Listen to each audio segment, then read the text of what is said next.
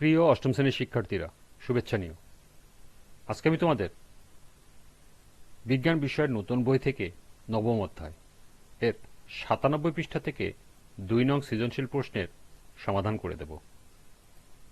প্রথমে তোমাদের বলবো, যারা আমার চ্যানেলটি সাবস্ক্রাইব করো নাই তারা আমার চ্যানেলটি সাবস্ক্রাইব করবে এবং আমার সাথে থাকবে।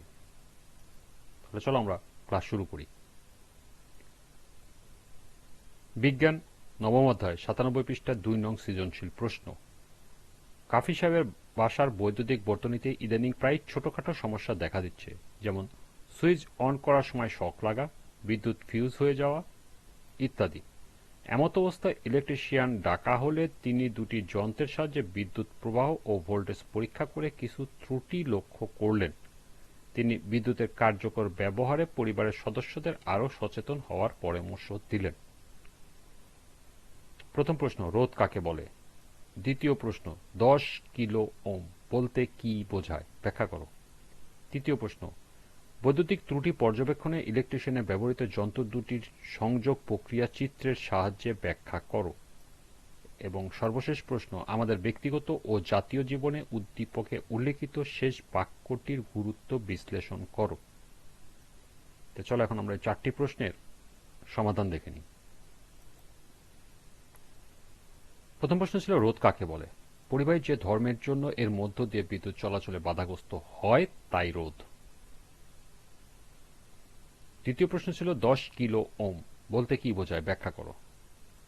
কোনো পরিবাহীর দুই প্রান্তের বিভব পার্থক্য 1 ভোল্ট হলে এবং এর মধ্য দিয়ে 1 অ্যাম্পিয়ার বিদ্যুৎ প্রবাহিত হলে তাকে 1 ওম বলে। 10 কিলো ওম বলতে বোঝায় কোনো পরিবাহকের দুই প্রান্তের বিভব পার্থক্য 10,000 ভোল্ট হলে এর মধ্য দিয়ে 1 অ্যাম্পিয়ার তড়িৎ প্রবাহ চলবে।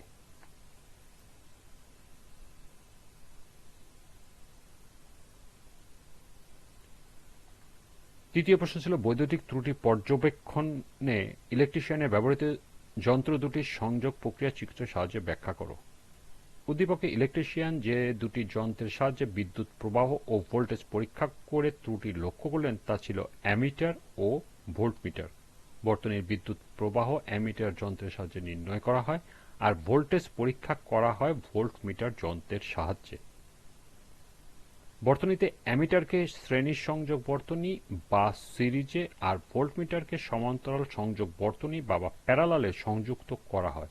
এ দুটির সংযোজক প্রক্রিয়া চিত্রের সাহায্যে দেখানো হলো।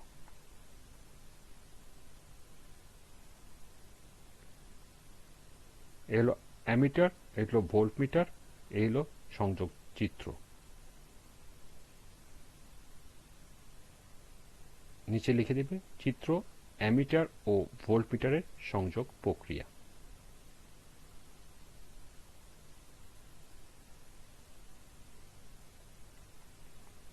সর্বশেষ প্রশ্ন ছিল, আমাদের ব্যক্তিগত ও জাতীয় জীবনে উদ্দীপকে উল্লেখিত শেষ বাক্যটির গুরুত্ব বিশ্লেষণ করো।